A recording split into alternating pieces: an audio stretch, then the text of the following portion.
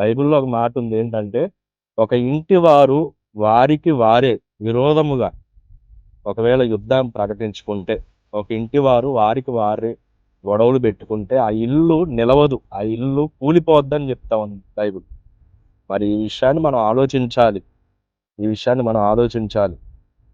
మనం అందరం గూడా ఒక ఇంటివారం. మనందరం గూడా భారతదేశ పౌరులం.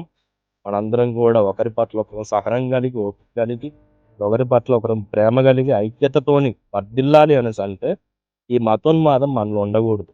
వాళ్ళొచ్చి మనని ఆహ్, మతం అడిగి చంపితే మనకెంత బాధ కలిగిందో గదా!